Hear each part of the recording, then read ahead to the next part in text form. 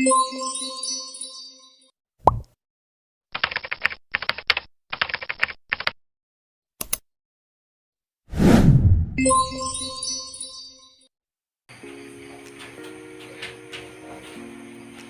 good morning everyone. I am your teacher Beverly Jabillo. So before we start, I will check attendance. Please say present if your name is called. Cherry May Misa, Kathleen Cabahog, Francesca Elias, Althea Faith Narciso. So everyone is here. Very good. So our lesson for today is about family and preparing for response. So have you ever experienced an emergency or a disaster? So yes, every one of us experiences this, like earthquakes, typhoons, landslides, and etc. Who among you here has already set a plan when an emergency will happen, or who among you here hasn't yet set a plan? So all of you haven't set a plan. Okay, so today I will discuss this lesson so that you will know the importance of this and you will apply this lesson. So the objective of this lesson is to describe the importance of family preparedness. Second is list the steps in creating a family disaster plan. And third is list the important items in assembling and storing a disaster kit. Fourth is identify the phases of operation. And the last is list the steps to follow in operation space. Please listen carefully because this topic is really important to everyone so that we are aware of what to do when a disaster is coming or an emergency is occurring. So first is important steps in creating a family disaster plan. So first thing first. So identify what type of disaster are most likely to happen in your area and learn about how to prepare for each. If your place is near the ocean, then you are prone to tsunamis. And if your place is a province, then you are prone to landslides and more. We should know what we are prone to so that you can create a disaster plan based on the hazard you are prone to. It's not okay that you are prone to landslide but your disaster plan is about tsunamis. You should create a disaster plan according to what you are prone to. So second is talk and discuss strategies to your family. It is important to discuss with your family the strategies that you will do when the disaster or emergency will occur. Then review the types of disaster that are most likely to occur and explain what to do in each situation and assign responsibilities to each family member and plan to work together as a team. So, example, the younger sibling will do the lightest work that he or she can easily do it. Then if the older sibling can do the hard responsibility, then you will assign him with that. So third is how your family will stay in contact if separated by disaster. And for example, you should choose 2 areas or meeting places where you can meet with your family if you become separated from them. And the most important is you should find a place where it is accessible to all family members. It is important that you assign one of the family members to keep you updated on the happenings in the surroundings, the one that you could report to and ask for. Then fourth is post emergency telephone numbers by phone. You should post emergency numbers that you can contact. For example, the number of the nearest hospital, the number of the nearest police station, the the nearest fire station, or etc. that you could help you in disasters. So in creating a disaster plan, we should prepare a disaster kit. What are the disaster kits that we could bring? Yes, Althea. Yes, very good. A flashlight. Yes, Miss Cherry. Yes, and it's easy to cook foods and extra clothes. Yes, Miss Cheska. Yes, a whistle for a health signal. Yes, Miss Kathy. Yes, of course, a water, cell phone, and extra batteries. All of the things that you mentioned are important when there is a disaster.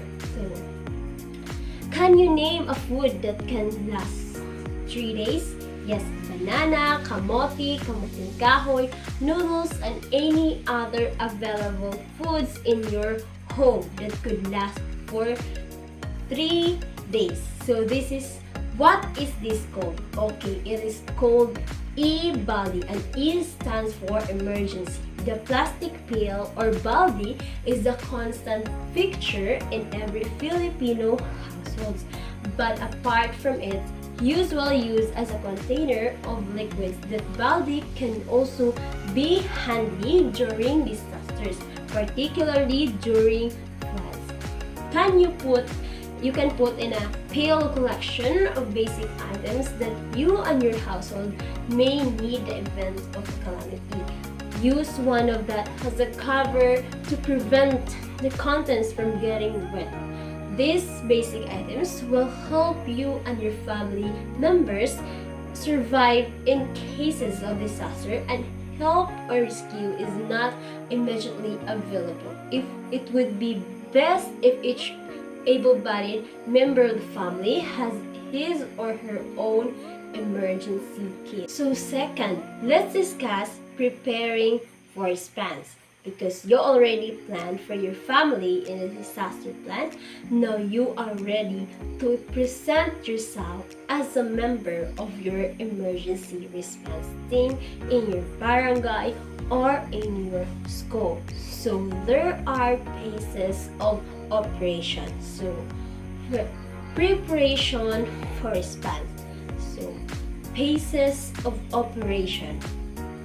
The first phase is a preparation phase, and this happened in training. Adequate training is appropriate to the hazard that is present in the area you are working. We must identify the training that is needed in our response team that fits somehow in the hazard of the area where you are working or where you are living. So next is the selection of team members and squad leaders, where you must choose or select team members and leaders that are deserving. So for you, class, what should be the characteristic of a leader that is fit in a disaster response? Yes, Kevin. Yes, very good. He is a worker.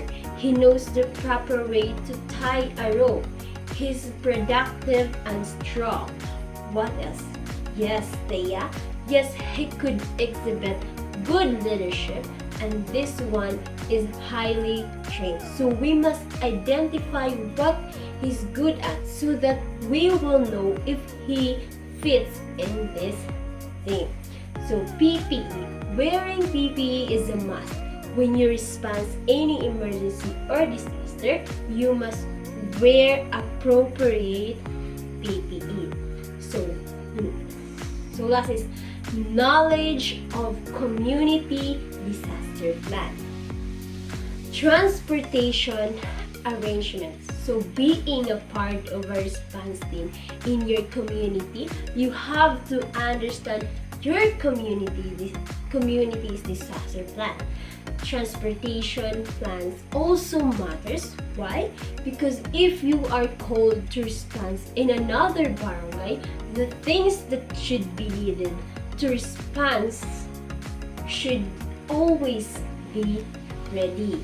So B, activation and mobilization phase. Request for transportation if necessary. You will report what is happening in your barangay so that they will respond. You could use your cell phone if they have it. If they don't have a cell phone, you could go to their houses so that you could inform them. Then notify team members. And then if we notify our members, you have to identify.